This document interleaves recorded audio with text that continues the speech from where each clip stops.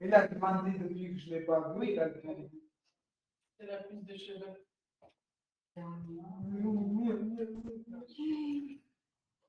Накапливать шибо. Как накапливать волосы. Да? Да. Не шибо, а шибо. Шибо это... Да, да. Вы хотите где-то... Хорошо.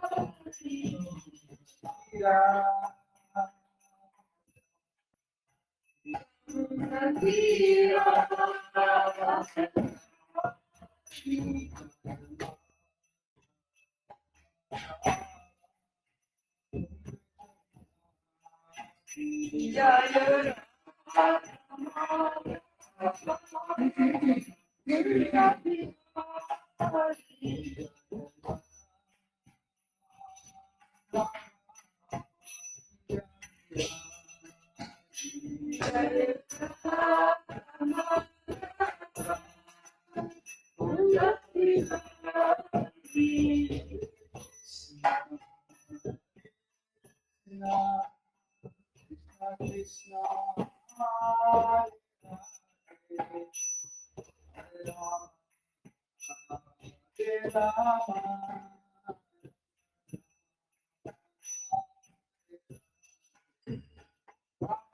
Krishna,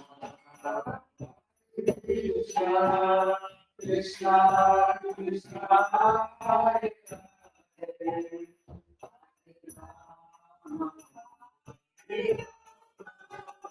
Rama, Rama,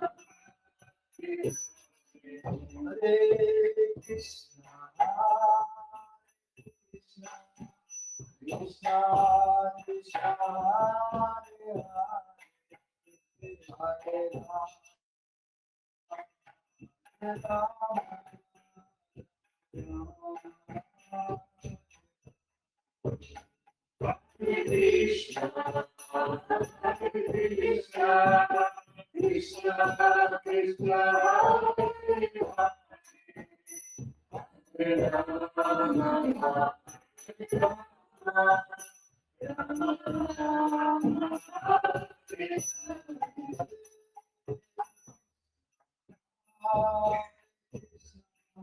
Krishna, Krishna,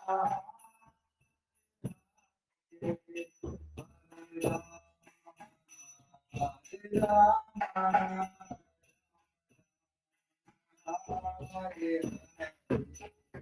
Hare Krishna, Hare Krishna, Krishna Krishna, Hare Hare, Rama,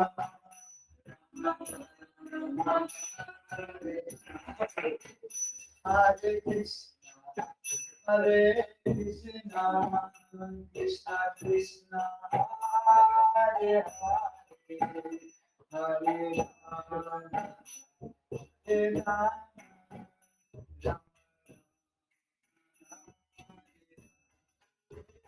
Hare Krishna, Hare Krishna, Krishna Krishna, Hare Hare, Rama, Hare Rama,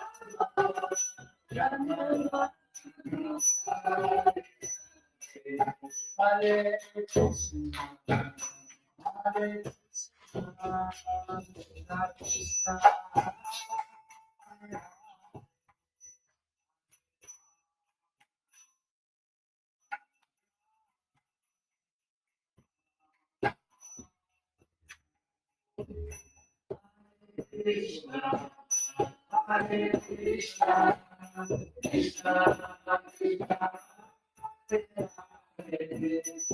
Hare Hare, Rama, Hare Rama,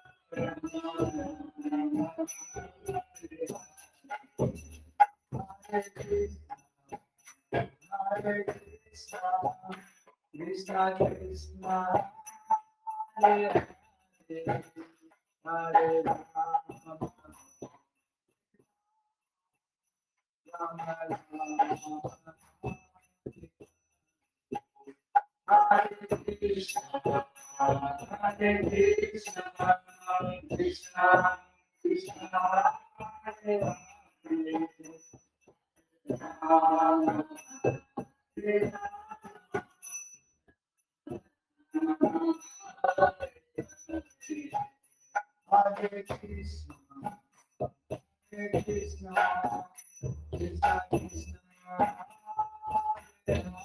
Hare, Hare Rama, Hare Rama, Hare Krishna, Hare Krishna, Krishna Krishna, Hare Hare, Hare Rama, Hare Rama, Hare Hare, Hare Krishna, Hare Krishna, Krishna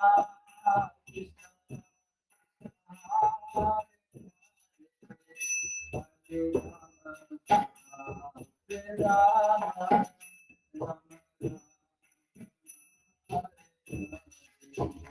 Hare Rama,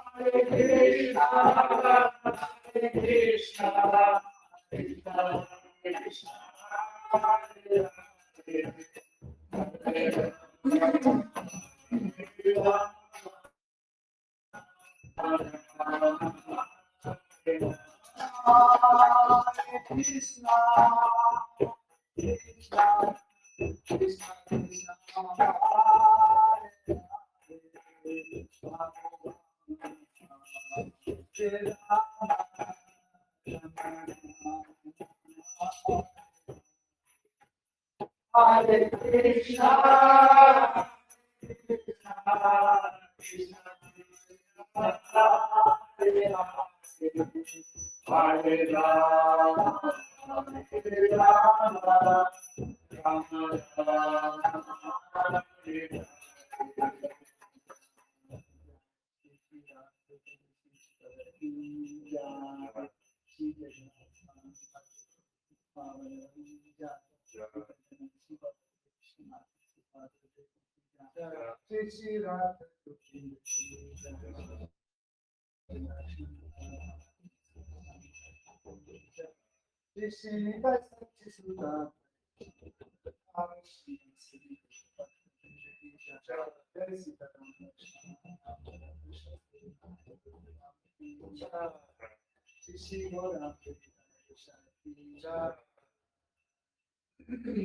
Tulsi Maharani Bhakti Devi Ki Jai, Saraswati Devi Ki Jai, Guru Parampara Ki Jai, Guru Devi Ki Jai, Saraswati Ki Jai, Guru Prabhu Dasan. Hare Krishna, Hare Krishna, the glory and devotee. Hare Krishna, Hare Krishna, Hare Krishna.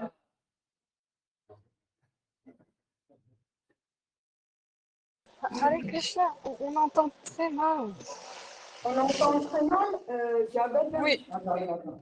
Non, on dirait- Non, parce que je chantais, je voulais pas. Comme ça, c'est mieux. C'est mieux? Après le microphone. Ah, Hare Krishna, ça reste un peu de loin. Ça marche pas. Ça, celui-ci prend Brajan. Celui-ci. C'est bon? Haribol, Haribol. Haribol, triste, ça va? C'est bon, j'entends.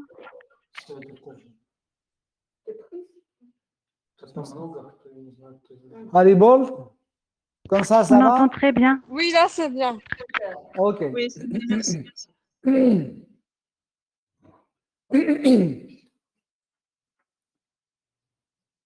Om Ajnanatimirandasya Jananjana Shalakaya Chakshurunmilitam Yena Tasmai Gurave Namaha Shri Chaitanya Manobhishtam Stapitam Yena Bhutale Svayam Rupa Kadamayam Dadati Svapadantikam Vandeham Shri Guru Shri Yutapada Kamalam Shri Gurum Vaishnavam Shri Rupam Sagrajatam Sagana Raghunatham Vitam Tam Sajivam Sadvaitam Savadutam Parijana Saitam Krishna Chaitanya Devam Shri Radha Krishna Padam Sagana Lalita Shri Vishakam Vitamscha Hey Krishna Karuna Sindhu Dinabandhu Jagatpate Gopesha Gopika Kanta Radha Kanta Namostute Tapta Kanchana Gaurangi Radhe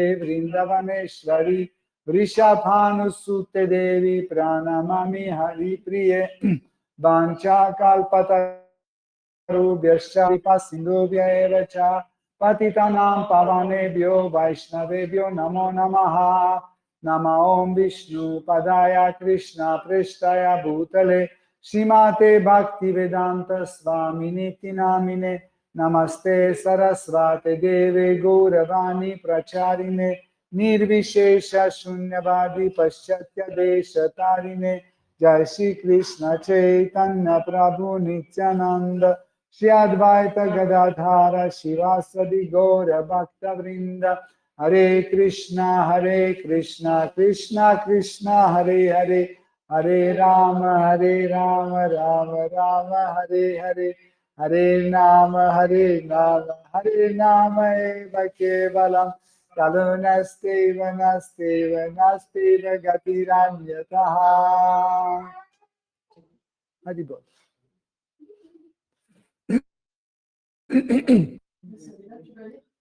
Om Namo Bhagavate Vasudevaya.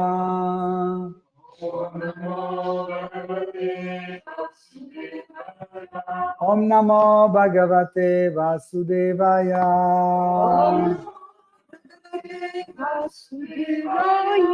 Om Namo Bhagavate Vasudevaya.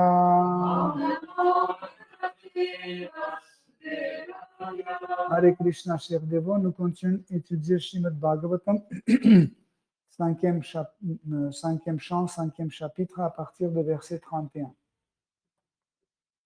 Ati sukumara kara charanora sthala vipula bhav amsagala vadanandhyavayava vinyasa prakriti sundara svabhavahasa sumukho navanarina dalammanam shishira tararunnayatananya nayanam ruchira sandrisha Suphaga Kapola Karnakamthana so Viguta Smita Vadana Mahotsavena Pura Vanitanam Manasi Kusuma Charasanam Upathana Parag Avala Mbamana Kutila Jatila Kapisha Desha Kesha Bhuri Bharo Vadhuta Malina Nijja Sharirena graha grihita ivadrishyata. Traduction.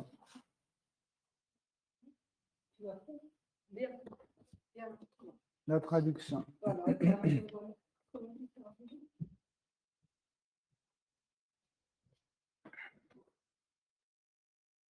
Shihadev avait de longues mains, de longs pieds et sa poitrine était élancée. Ses épaules, son visage et ses membres étaient d'une grande délicatesse et parfaitement proportionnés. Sa ravissante bouche esquissait un sourire naturel et ses yeux allongés comme les pétales d'un lotus rouge fraîchement éclos et couvert de rosée matinale ne faisaient qu'accroître sa beauté. De ses iris se dégageait un tel charme qu'il dissipait les soucis de quiconque l'apercevait. Son front, ses oreilles, son cou, son nez et toutes les autres parties de son corps étaient d'une grâce indicible. Un aimable sourire conférait à son visage une fraîcheur permanente, à tel point qu'il attirait même le cœur des femmes mariées. C'était comme si elles avaient été percées par les flèches de Cupidon. Tout autour de sa tête tombait une abondante chevelure brune, ondulante et compacte. Si ses cheveux étaient ainsi emmêlés, c'est que tout son corps était sale et négligé. Il semblait hanté par un fantôme. Reporté par Bhaktivedanta Swami Srila Prabhupada. Bien que le corps de Rishabhadev fût très négligé, il exerçait un grand attrait de par sa beauté spirituelle, à tel point que même les femmes mariées se sentaient attirées par lui. La combinaison de sa beauté et de sa malpropreté donnait l'impression que ce corps splendide était habité par un fantôme. Hare Krishna, merci.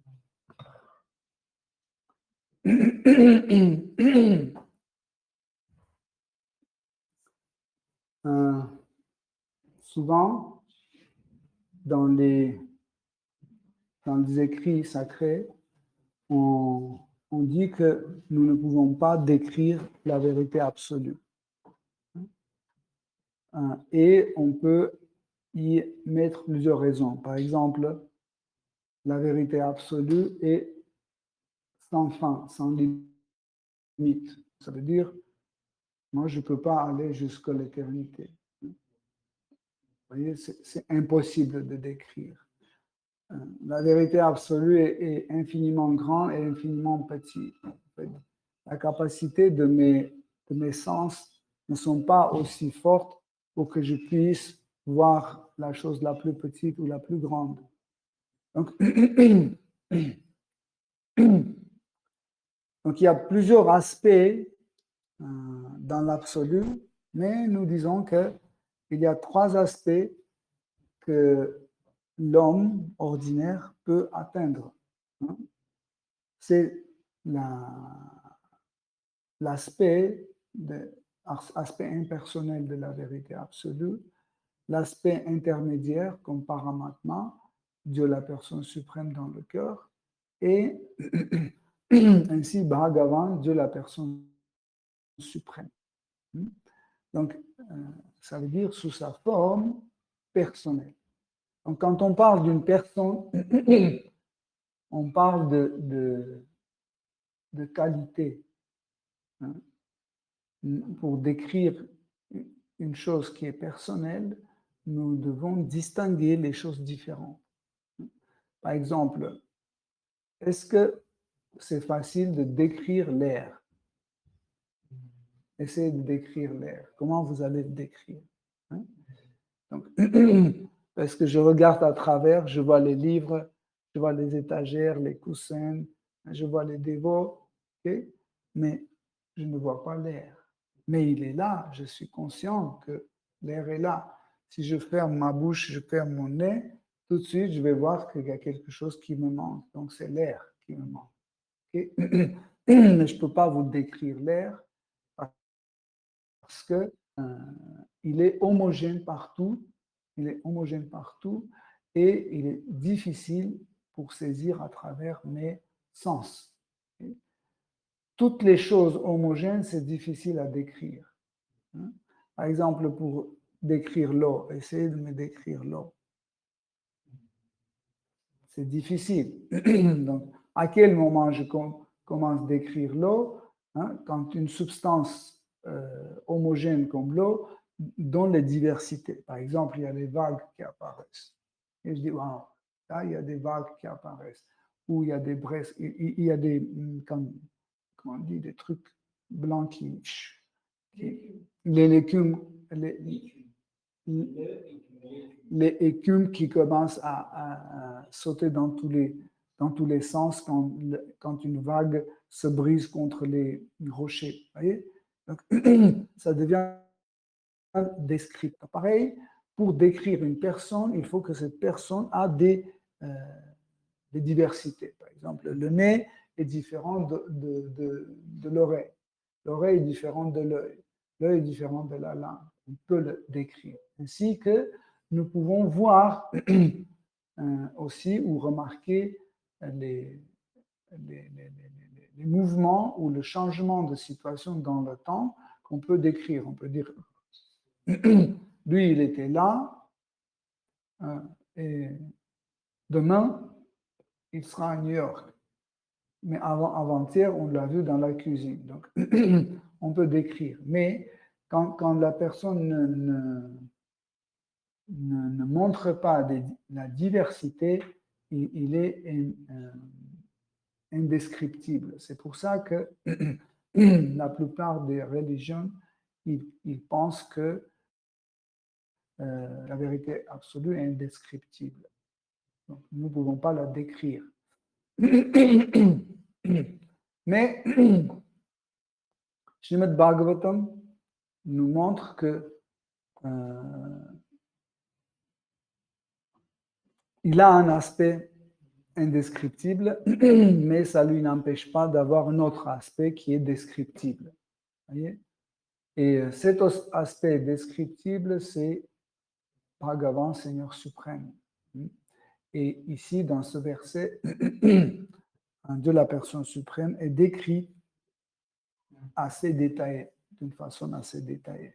Si vous vous souvenez, dans les chapitres précédents, nous avons eu plusieurs descriptions de l'apparence de Seigneur suprême, comme par exemple dans l'histoire de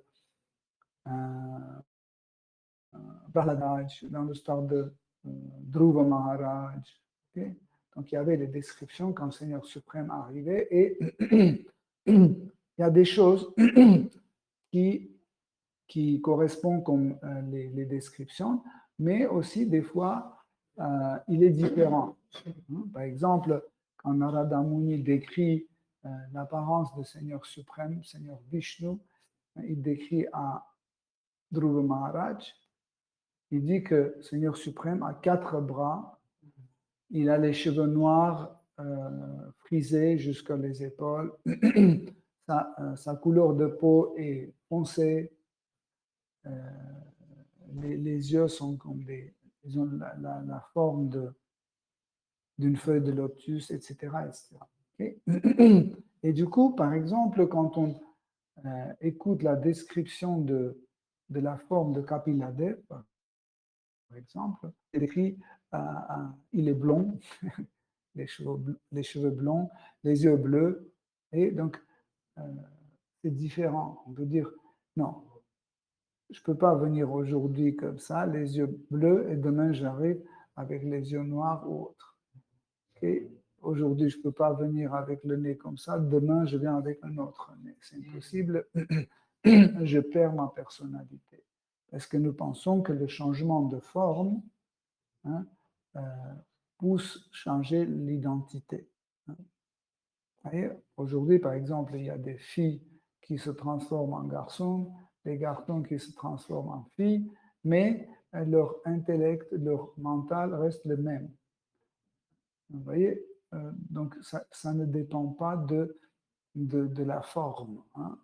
Il y avait un très bon roman d'un écrivain russe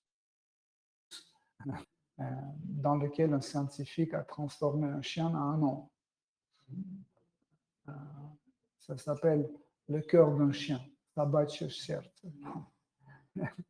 Et ce qui est intéressant, c'est qu'après le changement, quand ce scientifique a offert un corps humain à ce chien a continué à avoir les mêmes désirs de chien. Parce qu'en fait, le corps dans le monde matériel, il ne correspond pas tout à fait à notre vraie identité. Notre corps matériel dans le monde matériel, il prend la forme que nous avons comme perception de soi. Et cette perception de soi forme le corps dans lequel nous habitons. Quand la perception de soi change, la forme change aussi. Par exemple, je n'ai pas une barbe, et un jour, j'ai une autre perception de soi. Je pense que je suis un sage, un muni, et les sages doivent avoir une barbe. Et je commence à faire pousser une barbe. Et après, quand j'ai une barbe, je regarde dans le miroir, je dis, bon, là, ça, c'est une apparence d'un muni. C'est une apparence d'un grand sage. Vous voyez? Donc, mais si le corps matériel ne correspond pas à notre vraie identité, pour Seigneur suprême, le corps n'est pas différent de son identité. Sauf que il a multiples identités. En restant la même personne, c'est très important à comprendre qu'en restant la même personne, Krishna, Dieu, peut manifester différentes formes et différentes identités. Okay? Mais, comme nous avons dit précédemment, c'est que ces diverses identités ne lui empêchent pas d'être le plus riche, d'être plus noble, plus fort, le plus intelligent, le plus austère, etc. etc. Okay? Cela veut dire que Dieu ou l'absolu n'est pas conditionné. En fait, qu'est-ce que c'est un conditionnement? Un conditionnement, c'est quand quelque chose vous empêche dépasser certaines frontières de votre comportement. OK? Par exemple, je pense que je suis un Polonais et automatiquement, je pense que je dois parler polonais. Ça, c'est un conditionnement. Ou j'ai, par exemple, le corps d'un homme, je dois absolument me comporter comme un homme.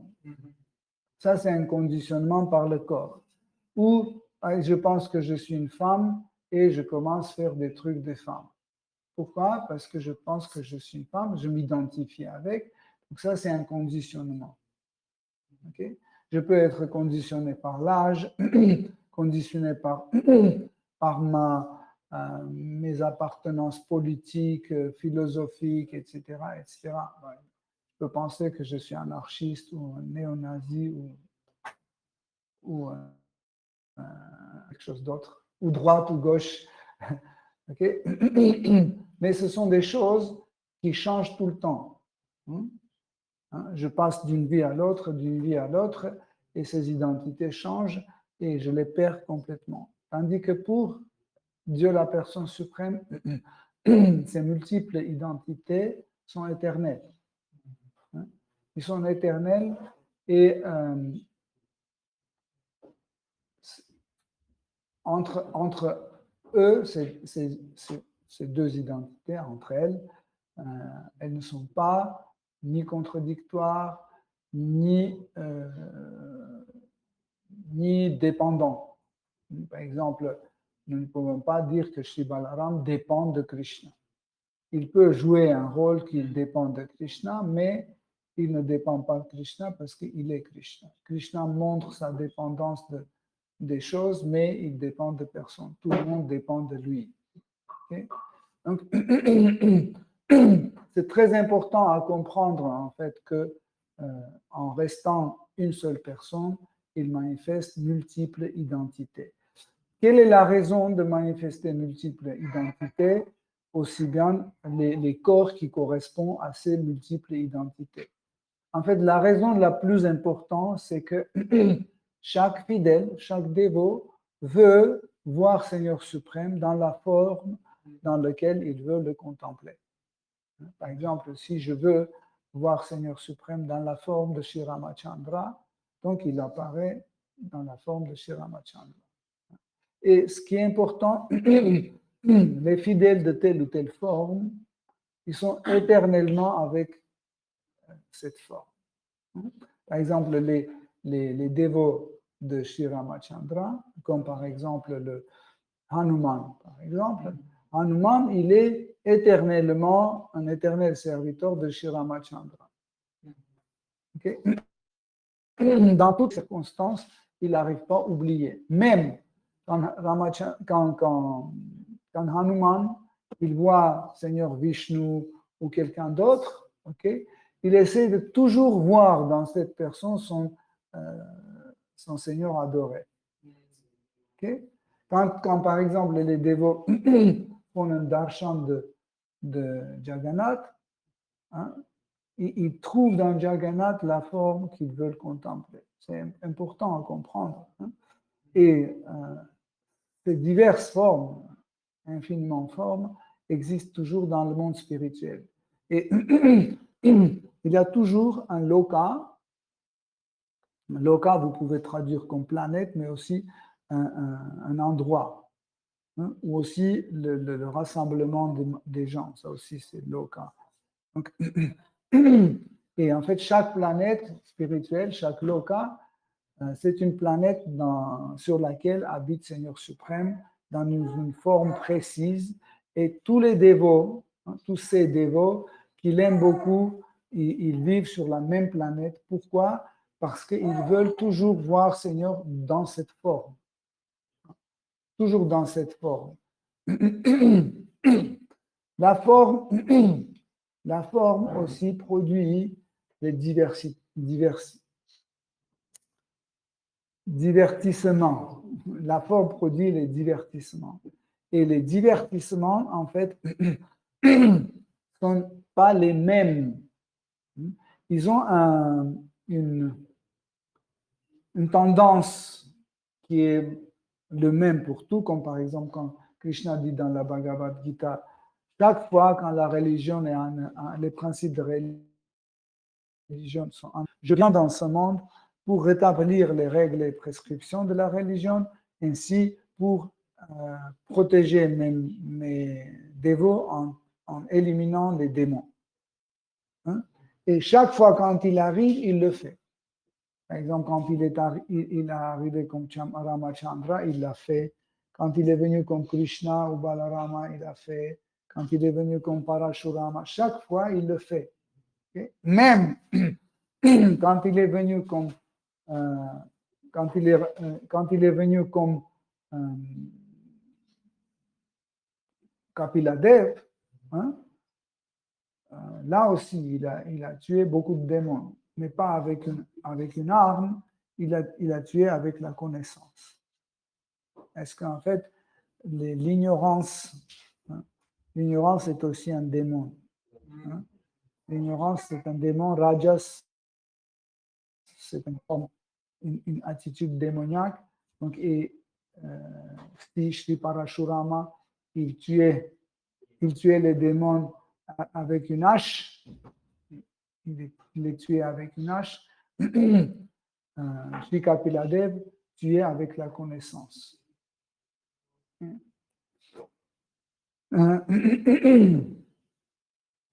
Donc, ici, dans ce verset, nous avons une description extraordinaire, splendide de la forme de Shri Rishabhadev. Sûrement, vous allez trouver de ressemblance avec des autres formes, comme par exemple les bras longs. Hein? Toujours, les écrits sacrés décrivent que les formes de Krishna ont les bras longs. Shri Chaitanya Mahaprabhu, quand il soulevait ses bras, tout le monde de loin voyait. Donc, c'est très difficile à dire quelle est la beauté d'avoir les bras longs. En général, ici est décrite la beauté ici et en général dans Srimad Bhagavatam ou Vishnu Purana, Chaitanya Charitamrita, la description de la beauté du Seigneur suprême est très difficile à comprendre et percevoir. Pourquoi? Parce que nous agissons, en fait, nous pouvons imaginer quelque chose en se basant sur ce qui est déjà dans notre intellect. Par exemple, nous ne pouvons pas parler avec vous des fruits et des légumes si vous n'avez jamais vu ni fruits ni légumes. Donc, je dois vous dire que les fruits sont comme ça. Et vous dites, qu'est-ce que c'est orange? Je veux dire, c'est comme un ballon, mais de la couleur orange. Et tout de suite, parce que vous avez déjà vu un ballon dans votre intellect, il est déjà enregistré. Vous allez dire, ah oui, mais quand après vous coupez, il y a le jus qui sort. Vous n'imaginez pas, si vous coupez le ballon, quel jus va sortir. Mais quand je vais parler d'un ballon, on va jouer sur le sol, etc. Vous allez comprendre tout de suite parce que ces éléments existent déjà dans votre intellect et vous pouvez manipuler avec ces notions et analyser des choses, synthétiser des choses, comprendre des choses. Okay? Mais quand on parle de beauté du Seigneur suprême, hein, nous avons appris que pour que notre mental nous montre la forme du Seigneur suprême, il cherche des belles choses ou la description des belles personnes dans notre intellect. Et qu'il trouve les personnes qu'on considère comme belles. Par exemple, je suis convaincu que ma femme est la femme la plus belle au monde. Et quand on parle de Radharani ou de Krishna, à peu près comme ma femme, mais encore plus belle ou plus beau. Vous comprenez? Parce que je n'ai pas d'autres références. J'ai pas d'autres références pour pouvoir imaginer l'apparence de Krishna. Ou, par exemple, je peux imaginer le garçon le plus beau que j'ai vu dans ma vie, c'était je sais pas, au collège, il y avait un Michel qui était très beau, mais ça ne correspond pas parce que Krishna a la peau noire. Lui, il était blanc. Ça ne colle pas. Vous voyez? Voyez? Mais, en effet, de début de notre exercice ou le début de notre engagement dans le service dévotionnel, jusqu'à aujourd'hui, nous commençons à cueillir l'information sur la beauté du Seigneur suprême. La force, c'est plus compréhensible. Par exemple, je soulève cette table, ok, avec 2 bras et je dis, ok, je suis fort. Mais Yaduranya arrive et elle soulève avec un seul doigt. Comme ça. Là, il y a des choses qu'on peut comparer. Comprenez? On peut comparer. Ou par exemple, je peux dire que je suis plus riche que... Pourquoi? Parce qu'il a 29 € et moi j'ai 30. J'ai 1 euro de plus, donc c'est... Je ne peux rien dire. Voyez? Ou par exemple, l'austérité. Hein? L'austérité aussi. Par exemple, j'ai jeûné 40 jours et Anthony a jeûné 45 jours. Donc, il est plus fort dans les renoncements pareils, en fait. La gloire. Mais quand on arrive devant la beauté du Seigneur, on devient perplexe. Pourquoi? Parce qu'on n'a pas de références. En fait, toutes nos références, ce sont des références instables du tout, même la beauté. Par exemple, un garçon aime une fille. Il pense que cette fille est adorable, etc. Et un jour, il découvre qu'elle trompe. Elle le trompe et tout de suite, elle devient une vraie sorcière. L'apparent, elle est plus belle, etc. Elle n'a rien changé, tout est à sa place, mais du coup, elle est devenue laide, etc. Pourquoi? Parce qu'en fait, c'est nos sentiments ont rendu cette fille belle. Vous comprenez? Donc, il y a une phrase qui dit que la beauté des choses se trouve dans l'œil de celui qui regarde. C'est quelque chose d'assez intéressant. Pourquoi? Parce que dans le monde matériel, en fait, nous attribuons des choses aux objets, des qualités aux objets. Hein. Par exemple, on dit que je me souviens quand j'avais 17-16 ans, les pantalons larges étaient très à la main. Mes pantalons, pas de def. Oui. Et en bas, c'était 40 cm. Vous pouvez imaginer? Et j'étais très fier. Et du coup, quand c'était devenu hors mode, la mode a changé, c'était les jeans bien, bien serrés. Du coup, ces pantalons larges étaient horribles.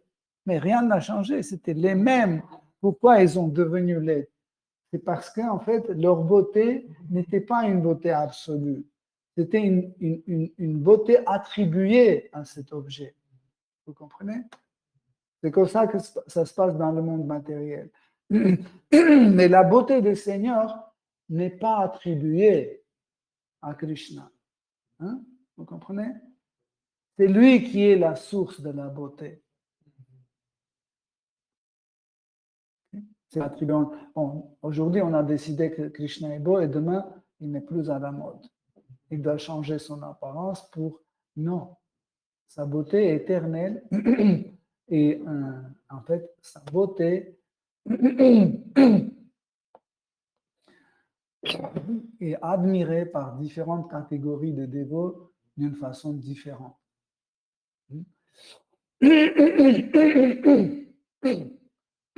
Ça ne veut pas dire que la beauté de Krishna est relative.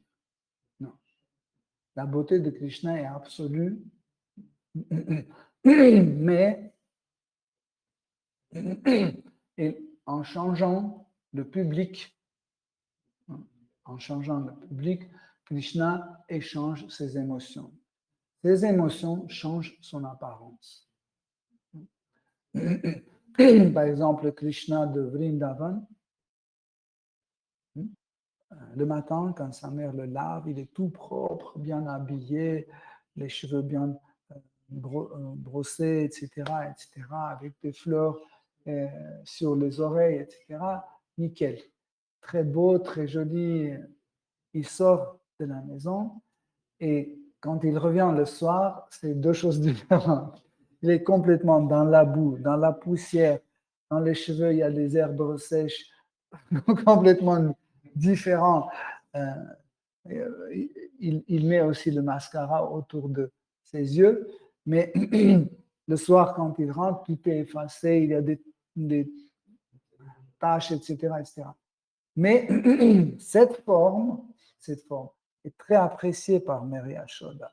Quand elle la voit, son cœur fond complètement parce qu'elle le prend et à l'odeur de Krishna mélangée, épicée avec l'odeur de Yamuna, avec l'odeur de guirlande de jasmin, avec l'odeur de vent qui soufflait, avec l'odeur de prasad qu'il a mangé, etc. Vous comprenez? Donc, c'est une autre beauté. Okay? Donc, mais par exemple, la beauté que admirent les adultes, c'est une autre beauté. Ce n'est pas la même. Les autres Gopa et Gopi, ils voient Krishna aussi, mais en fait, ils ont une autre position, même s'ils ont la même rasa que Mère Yashoda, le Vatsalya rasa, la relation parentale, ce n'est pas exactement la même. Hein? Il y a des différences. Eux, ils remarquent autre détail. Mère Yashoda remarque autre détail. Pour que mes paroles soient claires, je vais donner un exemple. Par exemple, Krishna, le soir ou la nuit, va s'amuser avec Srimati Radharani et ils sont tellement inspirés l'un de l'autre, ils sont comme mélangés comme le sucre et l'eau.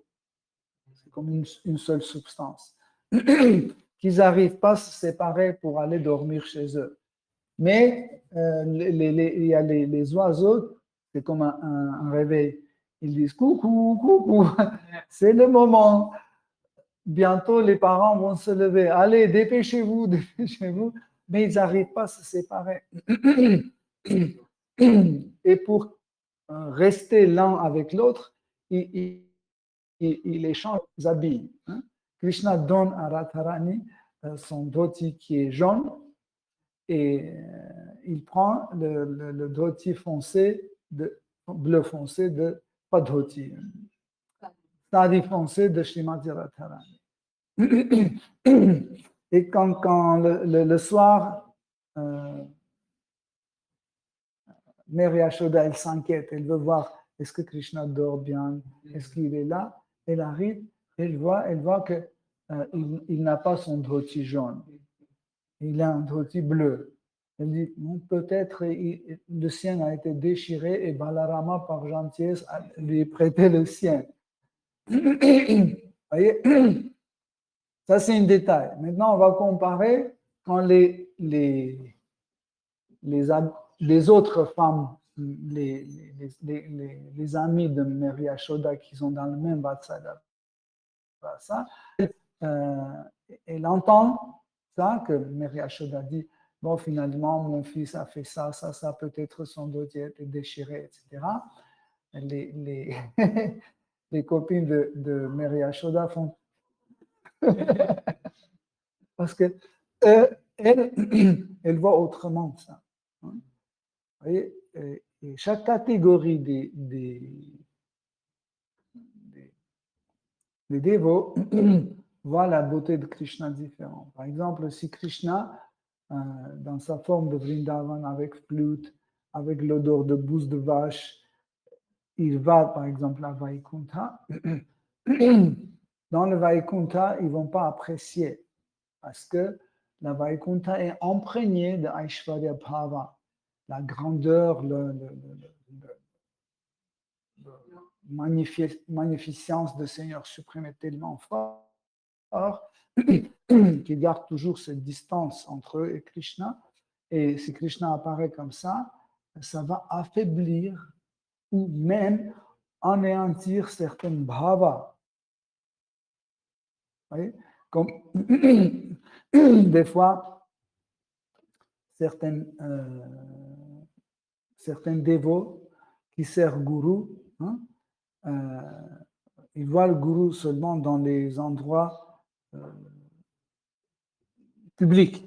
Hein, et le gourou est habillé comme ça, avec son danda, etc. Et après, quand il commence à servir de plus près gourou, il voit un jour le gourou est dans son gamcha qui sort de toilette, avec le shikha détaché, etc. Il dit, c'est un homme comme tout le monde. Je pensais que c'est un gourou, mais c'est comme tout le monde. Il brosse les dents, il crache dans les... C'est un homme ordinaire. Vous savez, j'ai eu cette expérience. Quand j'avais 7-8 ans, je pensais que le professeur, c'est quelqu'un comme Dieu pour moi. Et un jour, quand j'étais dans le couloir de l'école, j'ai vu mon prof sortir des toilettes. Le professeur, il va aux toilettes.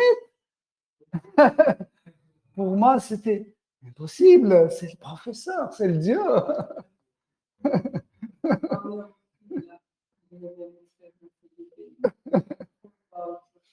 Ouais, donc, et cela, en fait, annule certaines bhavas, certaines émotions sont annulées. Une bhava qui est plus forte que l'autre annule la précédente. C'est toujours par ce principe. Et c'est pour ça que Krishna ne va pas à Vaikuntha dans cette apparence pour ne pas faire disparaître leur bhava. Parce que, en fait, la relation entre Krishna et ses dévots, ce sont des relations qui aident à un dévot cultiver les bhavas, cultiver les extases, des émotions. Okay? Et c'est pour cette raison que Krishna va dans telle forme qui aide à cultiver les émotions précises. Donc, on va revenir à notre verset, ça c'est important pour comprendre. Et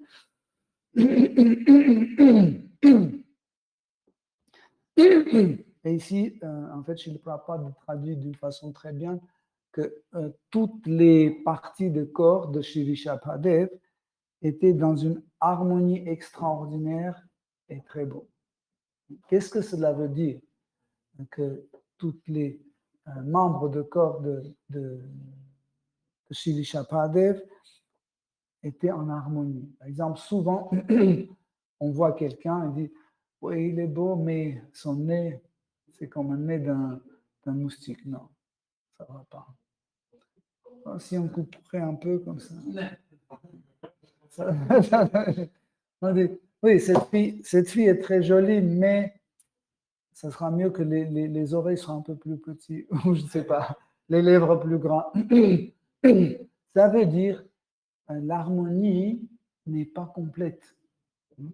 Ça veut dire que l'image que nous avons devant nous ne correspond pas à notre svara, à notre émotion.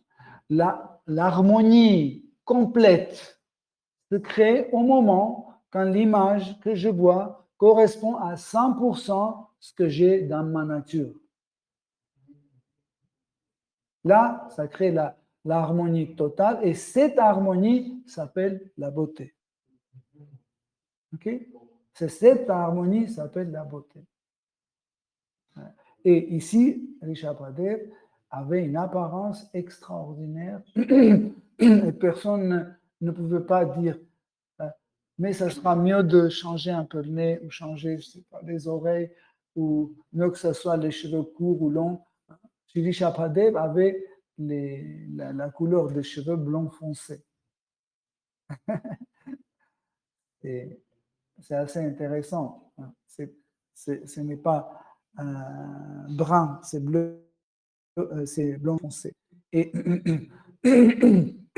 regardez ce qui est intéressant. Blond. Темный блондин, как Олежка. Блондин это белый, темный это Нет, блондин это блондин желтоволосый. Да? белый. Блондин это белый. Да, белые не такие белые, желтые. Белый это вот как бумага, а блон это не блан, а блон. Блан это белый, а блон это блондин, то есть желтоволосый. А блон фонсе это темный блондин. В общем, et ce qui est intéressant, c'est que quand il y a la description dans ce verset que les cheveux de Shri Shapadev étaient comme des dreads. Là, comme ça, parce qu'il se connaît pas du tout. Et quand les filles, les femmes mariées même, regardaient lui dans cet état-là, même son corps était couvert de la boue, des saletés, d'excréments, etc. Il était toujours attirant. Elle ne disait pas, mais il sent pas bon, il n'est pas joli, ça sera bien s'il se lave, il met son costume, et ça sera... Non. Dans l'état dans lequel il était parfait. Il était tellement en harmonie que cette beauté volait les cœurs des femmes mariées. Comme c'est dit dans le verset. Qu'est-ce que ça veut dire? Ne pensez pas que ces femmes devenaient infidèles. Parce que l'amour pour Krishna et l'amour pour un mari, ce n'est pas la même chose. Sinon, tous les maris devaient être jaloux de ces femmes, ils commenceraient à faire des scènes. Tu me trompes avec Krishna tout le temps, c'est pas possible. À la place de servir ton mari, tu sers Krishna.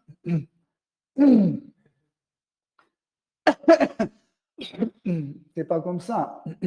Ce n'est pas le même sentiment. Pendant un darshan avec Rasala, on a parlé de ça. C'est pas le même sentiment. Quand on aime notre mari ou notre femme, c'est pas la même amour. C'est qu'on a envers Krishna. C'est pas la Krishna Prema. Même si nos entourages, ce sont des purs dévots, notre relation, c'est dans la catégorie de Suhrit ou Maitra. Maitra, c'est quand on est coéquipier, on peut dire. Comme par exemple Mary Yashoda et Nanda Maharaj, ils sont coéquipiers, ils font la même chose ensemble. Ou Vasudeva Devaki. Ce sont des choses qu'on fait ensemble parce qu'on a le même goût pour Krishna, on a le même bhava. Okay? Mais une femme aime son mari, mais ce n'est pas le même amour. On dit ça comme un amour parce que ça sonne dans notre oreille matérielle, ça sonne comme quelque chose qui a de la valeur. Si je dis j'aime pas ma femme, il va partir. Wow.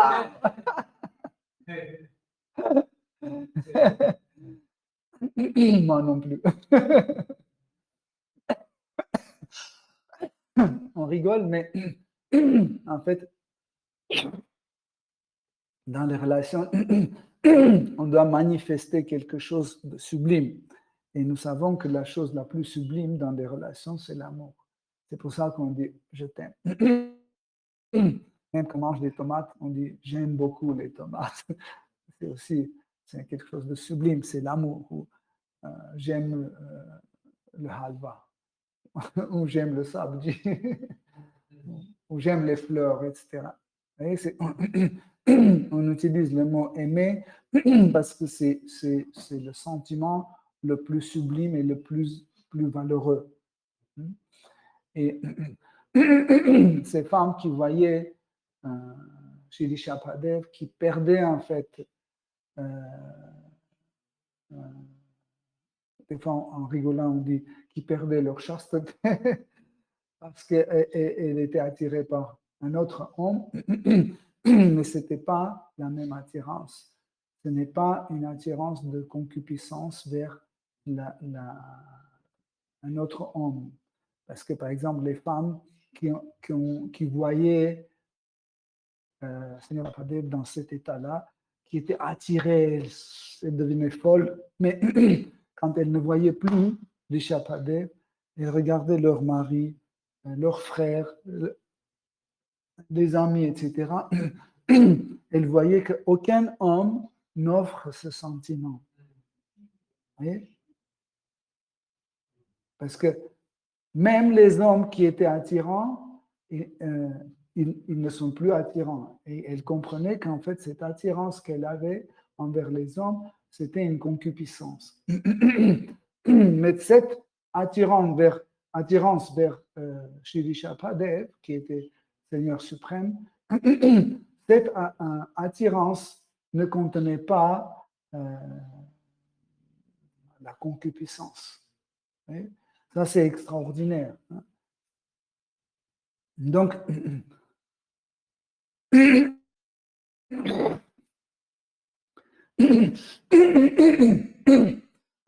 le verset dit, à la fin de ce verset, c'est que son corps était couvert de la boue, des saletés, et il ne s'occupait pas de son propre corps, et on avait l'impression que son corps est habité par un fantôme. Donc, quand il y a un fantôme qui n'a plus de corps grossier, il peut entrer dans n'importe quel corps. Hein? Parce que le fantôme est sur la plateforme subtile. Et nous avons aussi notre corps subtil qui habite le corps grossier. Donc, il peut entrer et reprendre le corps de cette personne. Et quand le mental est imprégné, le mental de cette fantôme est imprégné par le mental de moi, par exemple, parce qu'il est entré en moi, sa conscience ou son intellect est imprégné par le mien. Donc, tous ces désirs, je prends pour les miens. Par exemple, ça sera bien d'allumer une cigarette, ça fait longtemps que je n'ai pas fumé. Eh bien, j'allume et je commence à fumer. Et du coup, quand lui, il est satisfait de cette cigarette, mon attention, en fait, revient à moi parce que momentanément, il est en stand-by. La deuxième personne est en stand-by. Et moi, je dis, mais qu'est-ce que je fais? Pourquoi je fume? Moi, je ne fume pas. Vous voyez? C'est toujours comme ça. Quand il y a deux personnes qui habitent une personne, c'est toujours l'un. Hein? Qu'est-ce que j'ai dit? Deux personnes qui habitent. Oui. Ça dit deux personnes qui habitent. Deux personnes qui habitent dans un corps. OK? Donc, comme ça, de temps en temps, l'un qui prend au-dessus de l'autre. Hein? Pourquoi? Parce que c'est toujours l'idée des sentiments. Si les sentiments de celle-là est plus fort, donc il peut contrôler l'autre, et à l'inverse. Vous pouvez voir dans les pupilles. Dans les pupilles, en fait, notre identité se manifeste vraiment d'une façon extraordinaire à travers les pupilles. C'est en fait, notre corps est extraordinaire et les pupilles, en fait, contient rien.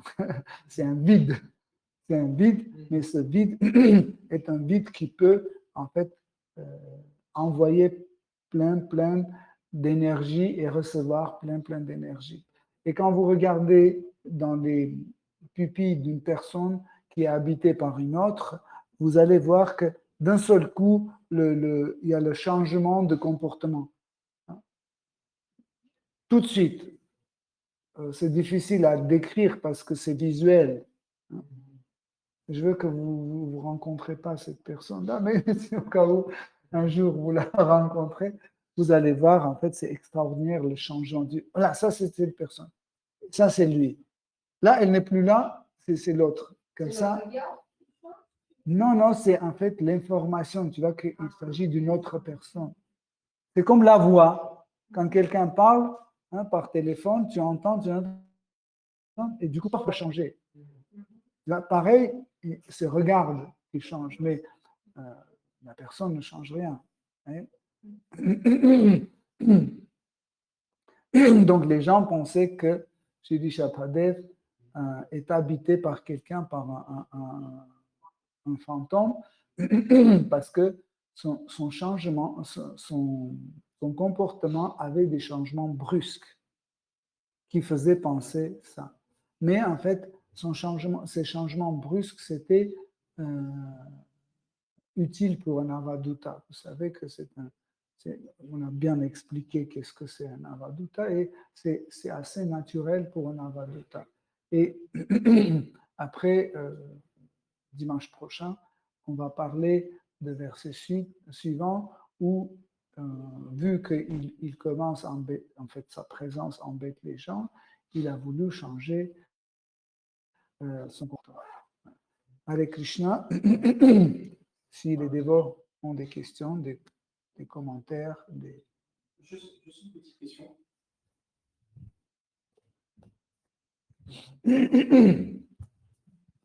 Merci beaucoup pour la conférence pro. Juste une petite question. Quand tu as parlé de deux personnes qui habitent le même corps, par exemple, c'est quoi l'effet karmique, par exemple, de chaque action? Par exemple, tu as donné l'exemple, si je fume, mais c'est la personne la deuxième personne, la deuxième partie qui fume, mais moi-même, la conscience, je ne fume pas. C'est quoi l'attribution de karma? Oui, exactement, parce que c'est le même corps. Donc, c'est un effet, c'est un peu subtil. C'est en fait, si vous avez deux personnes, un corps, celui qui manifeste le désir et celui qui jouit de ce désir, c'est lui qui a le retour. L'autre, non. Ok. Même si c'est un effet corporel, par exemple, si je... Parce que le corps, nous ne sommes pas ce corps. Oui, bien sûr. Ok, ça marche, c'est clair.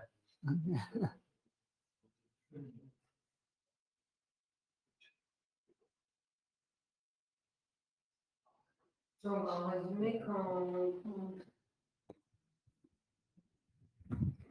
en résumé, quand un fantôme rentre dans le corps de quelqu'un et il tue quelqu'un, le karma, celui qui n'a pas tué, même si initialement c'était son corps, il va avoir un karma. Oui. Par exemple, il peut tuer quelqu'un et il peut être mis en prison. Ce que vous voulez Mais dire. il n'est pas en prison pour l'acte commis par cette personne. Non, c'est pour une autre cause. Même s'il il est emplacé dans la prison pour le meurtre, mais il est là pour une autre raison qu'il a commis précédemment. C'est-à-dire le fantôme qui tue, mais cette personne qui avait le corps, on le met dans la prison, mais la cause pourquoi on a mis dans la prison, cette personne a fait une mauvaise chose dans la vie précédente. Oui, et le fantôme, il va subir les conséquences. Oui. Le fantôme peut subir les conséquences en enfer. Hein, vous allez dire, mais s'il est un fantôme, on va le punir dans l'enfer. En fait, les fantômes sont dans le corps subtil. Et quand il y a Yamadout qui vient en fait prendre la personne pour l'enfer, il retire le corps subtil, le corps grossier. C'est-à-dire ils ont juste le corps subtil. Faux ego intellect et mental. Ouais. C'est Et trois. après, il le rend plus compact, à peu près 60 cm. Et ça s'appelle le corps intermédiaire. Donc un fantôme aussi peut être attrapé par par les Yamadout et on va rendre son corps en corps intermédiaire et amener en enfer pour punir.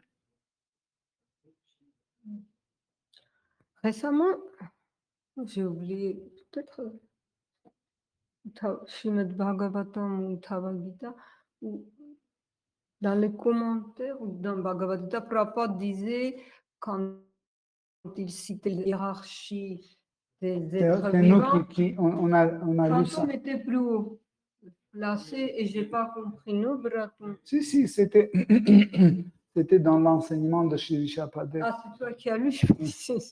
C'était dans l'enseignement de Shri Shapadev où c'était écrit que les fantômes sont plus hauts que les habitants de la Terre. Dans quel sens? C'est qu'ils ont un avantage. Plus haut, ça ne veut pas dire qu'ils sont plus intelligents. Ils ont un avantage.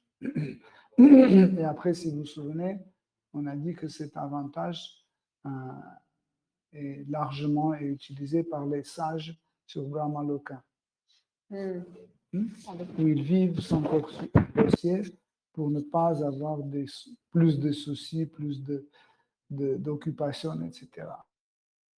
Par exemple, tu es dans le corps subtil, tu peux 24 heures sur 24 méditer, parler, etc. Tu n'as pas besoin d'aller prendre la douche, manger, aller aux toilettes. Tout ça, ça nous prend presque toute la journée. Nous se levons le matin, le temps d'aller sous la douche, brosser les dents, cuisiner, offrir ça à Krishna, c'est autre chose. Mais après, on doit manger, on va acheter des vêtements, après on va au travail, etc. Même si c'est un service dévotionnel, on voit qu'il y a plein de choses qui fuient, beaucoup d'énergie qui fuit parce qu'on a le corps grossier. Donc, on parle des gens qui habitent. Le mot peut-être en nous, dans nos langues, il n'y en a pas. On utilise le mot fantôme, mais finalement plus haut. Et plutôt, c'est les gens, comme tu disais, ils habitent dans le Brahmaloka ou certaines planètes édéniques où ils peuvent vivre avec corps subtil. En fait, c'est ce type de corps, pas les. Ce verset que nous avons étudié, il y avait une hiérarchie d'accessibilité au service dévotionnel et pratique de service dévotionnel. Ça veut dire, s'il y a deux cas, celui qui nous aide d'accéder au service dévotionnel et faire une pratique dévotionnelle, plus que l'autre, ça c'est plus haut. Ça, c'est la quintessence de ce verset.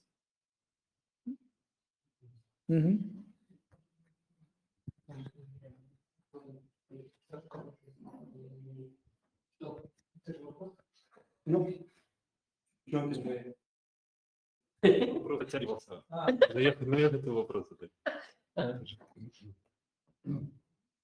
Я надеюсь, у меня получится правильно сформулировать. J'espère que je vais formuler bien. Вы объясняли, что когда человек или живое существо видит перед собой объект, который полностью соответствует его природе, он испытывает чувство красоты. Vous avez expliqué qu'on voit quelque chose qui correspond à nos natures internes. On sent что? Он испытывает чувство красоты. Et il sent les sentiments de beauté. Еще то, что вы говорили, что Господь отвечает на чувство преданного. Et vous avez dit que Dieu répond à nos sentiments, aux sentiments d'un dévot. У меня складывается такое понимание, что когда, так как вечные формы Кришны существуют, вечно, quand j'ai compris, Ну, если- si les formes de Dieu sont éternelles, Вот, значит, и души, которые привлечены именно этим Господом, как его атрибуты, существуют тоже вечно. То есть как его атрибуты. les âmes qui sont qui existent comme ces parties sont aussi qui éternelles. existent comme cette partie, elle existe éternelle. И вот это мое размышление, к чему оно?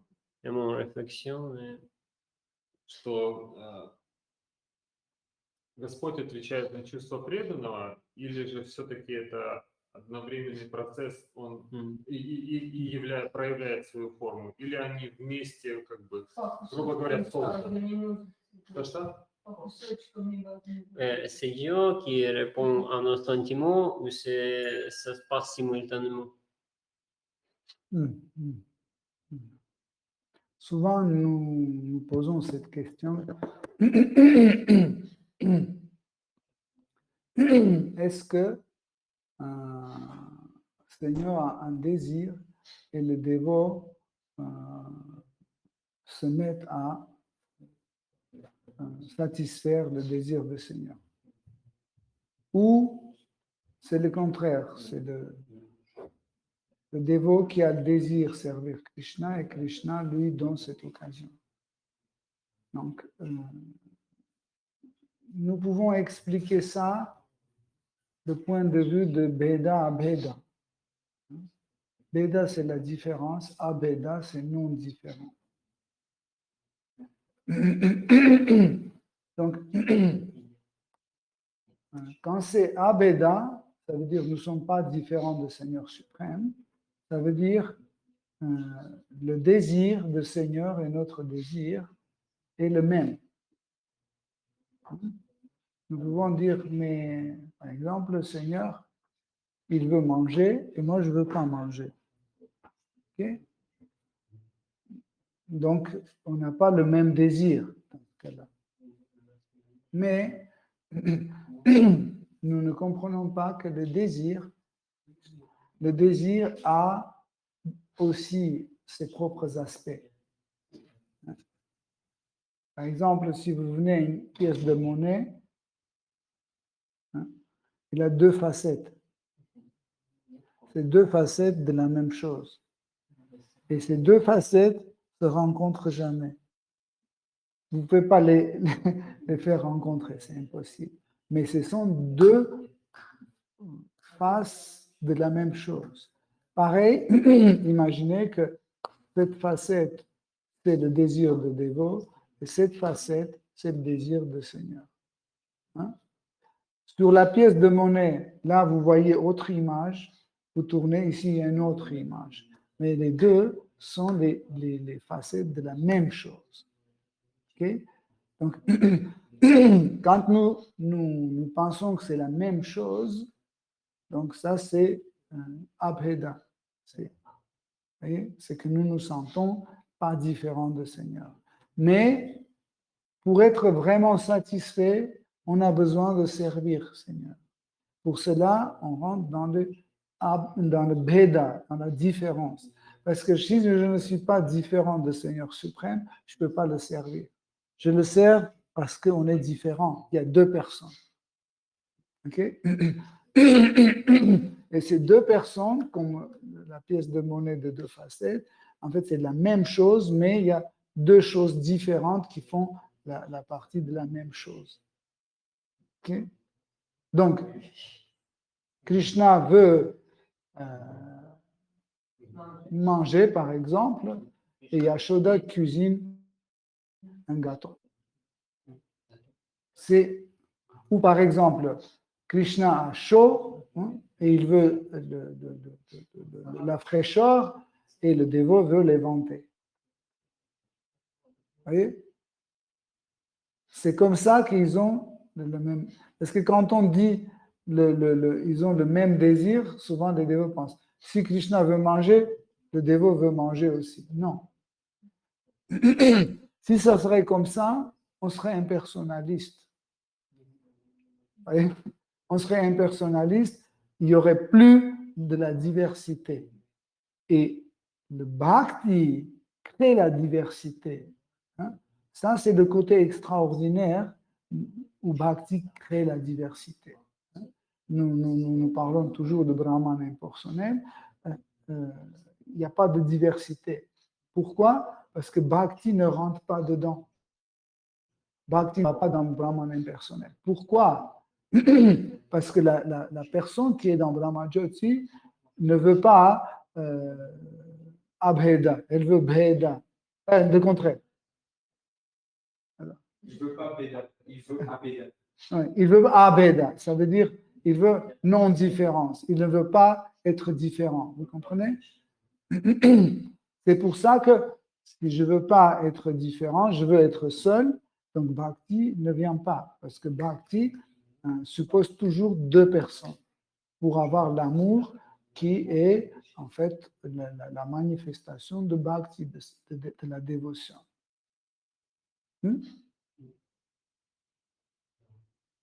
Tu comprends? У меня созрел, в общем, более конкретный вопрос. То есть, Je vais formuler autrement. то есть если конкретный образ Кришны создается, ну, как бы проявляется одновременно с душой, как его атрибутом, как Si l'image de Krishna se manifeste simultanément avec Comme son attribut. comme son attribut. и сразу происходит лила с этим атрибутом, потому что взаимодействие бхакти происходит. Et en même temps, lila avec ses... Как сказать, происходит? C'est pas. Можно ли сказать, что лила, в которой я лично участвую с Господом, она еще не проявилась, потому что я еще пока что... Est-ce qu'on peut dire que lila où je peux magnifier, où je participe, pas encore manifesté? En général, le divertissement avec Seigneur suprême commence au moment quand on manifeste un intérêt pour lui. Dès qu'on manifeste un intérêt, il se manifeste. Hein? Peu importe quel type d'intérêt. Hein? Ça peut être même les sentiments de la haine, de la concupiscence, de la peur. Donc, c'est ce que nous ne considérons pas comme un bhakti. Mais même ce genre de sentiment, quand quelqu'un commence à s'intéresser de lui d'une façon positive ou négative, peu importe, le divertissement commence. Okay? Et au fur et à mesure de l'attachement vers Shri Krishna, le déroulement de ce divertissement devient plus évident, plus grand, plus profond, plus d'accessoires, etc., etc. Mais ce n'est pas comme ça que tu fais rien, etc. Et du coup, paf. Même dans l'histoire du christianisme, il y avait beaucoup de choses comme ça. Comme l'apôtre Saint Paul. Quand il a commencé à persécuter les chrétiens, plus il persécutait, plus il avait une certaine attirance vers les chrétiens. Bon, un jour, Jésus-Christ lui a apparu, bon, vous connaissez cette histoire, il est apparu, il dit « Pourquoi tu me persécutes ?» Ouais. Persécuter – это преследовать. Я не понял общее предложение.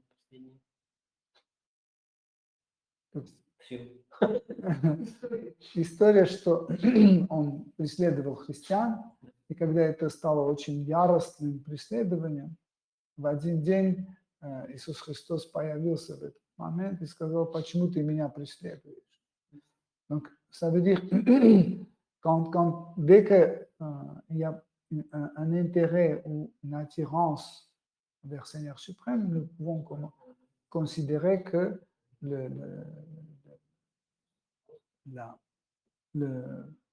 divertissement commence. Donc, on devient, petit à petit, on devient le participant, on s'engage dans le divertissement.